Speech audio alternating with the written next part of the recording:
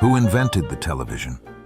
If you said some big corporation, a famous scientist in a lab, or a name you learned in school, you're almost certainly wrong. The truth is, the most powerful and influential invention of the 20th century, the glowing box that would one day hypnotize the entire world, was conceived by a 14-year-old farm boy, plowing a potato field in the absolute middle of nowhere. He was a ghost in his own story, a genius the world did everything it could to erase from history. This is the unbelievable true story of the forgotten father of television. His name was Philo T. Farnsworth, and he was born in a log cabin in Beaver, Utah in 1906. From the very beginning, he was different. He was a self-taught prodigy, a boy who was devouring books on physics while other kids were learning to read. He was obsessed with the new invisible magic of electricity. In a home that had never had power, he won a contest from a science magazine at the age of 12. And when his family finally moved to a farm in Idaho that had a generator, the first thing Farnsworth did was completely rewire the entire house, electrifying his mother's washing machine and sewing machine just for the fun of it. But it was one day in that vast, quiet Idaho landscape that everything changed. He was 14 years old, guiding a horse-drawn disc harrow, carving perfectly straight, parallel lines into a potato field. It was monotonous work. But as he looked back at the rows, at the way the earth was systematically turned over, line by line, an idea hit him with the force of a lightning strike. He looked at the field, and in his mind, he saw an image. He realized you could capture a picture, not all at once, but in pieces, just like he was plowing that field. You could scan it, line by line, breaking the image down into a stream of electrons. Then, you could use a magnetic field to aim that beam, shooting it line by line onto a screen at the other end, reassembling the picture so fast the human eye would see it as a single moving image. It was an idea of pure genius. In that moment, the entire concept of electronic television was born in the mind of a 14-year-old boy in a potato field. He ran home, bursting with excitement, and found his high school chemistry teacher, Justin Tolman. He filled the blackboards in the classroom with complex diagrams and equations. Tolman was stunned. He couldn't fully grasp all the physics, but he knew he was looking at something revolutionary. In a moment of incredible foresight, he told Farnsworth to keep his drawings. That advice would one day save everything.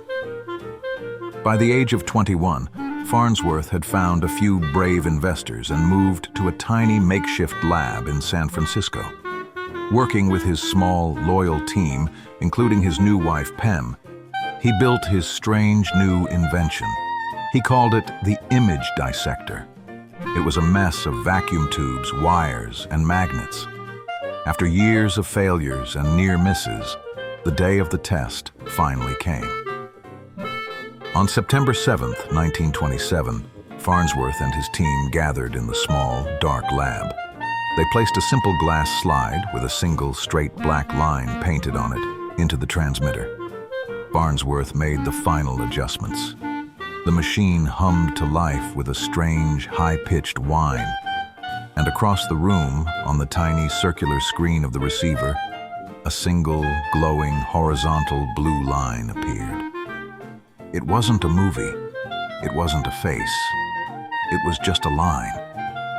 But it was the first time in human history that an image had been transmitted and received using only a beam of electrons. It was the birth of television.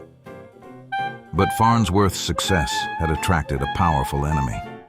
In New York, David Sarnoff, the ruthless head of the Radio Corporation of America, or RCA, had declared that he would be the one to invent television. He saw it as the future of his massive empire, and he was determined to own and control it. When he heard about the farm boy out in San Francisco, he sent his top television engineer, Vladimir Zworykin, to investigate. Farnsworth, a trusting and open idealist, welcomed him. For 3 days, He showed Zworykin everything, explaining every detail of the image dissector.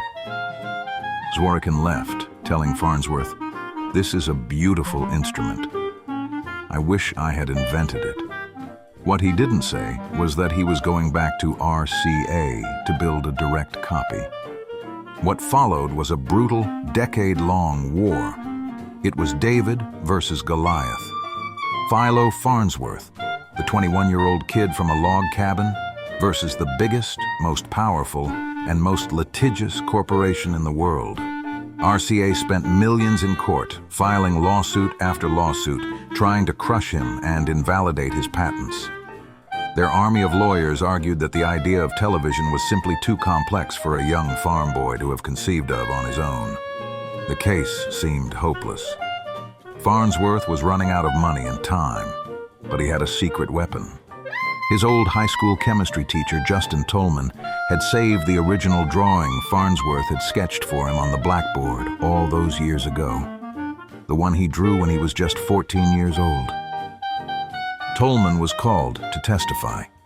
He recreated the drawing from memory for the court, and then he presented the original dated sketch.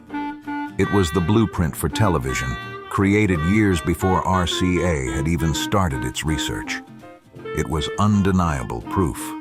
The U.S. Patent Office was forced, finally, to declare Philo T. Farnsworth the true and undisputed inventor of television. He had won. But it was a hollow victory. The years of constant, brutal legal battles had exhausted him physically, mentally, and financially. And RCA, even after losing the case, was a marketing machine. They controlled the press. They controlled the narrative. And they simply erased Farnsworth from the story, cementing their own name in the history books. The farm boy who invented the world in a potato field spent the rest of his life in relative obscurity, battling depression and a dependence on alcohol. And the weirdest part? He came to despise his own creation. He saw it as a mindless distraction, a tool for vapid entertainment that was wasting human potential. His own wife said he rarely watched it, and he forbade his children from watching TV in his house. The man who gave us television died never truly getting the credit he deserved, and believing his world-changing idea, the idea that connected the entire planet, had been a terrible mistake. So what do you think? Is Philo T. Farnsworth the most tragic inventor in history? Let me know in the comments. And for more unbelievable true stories on days in history, make sure to follow Past Forward.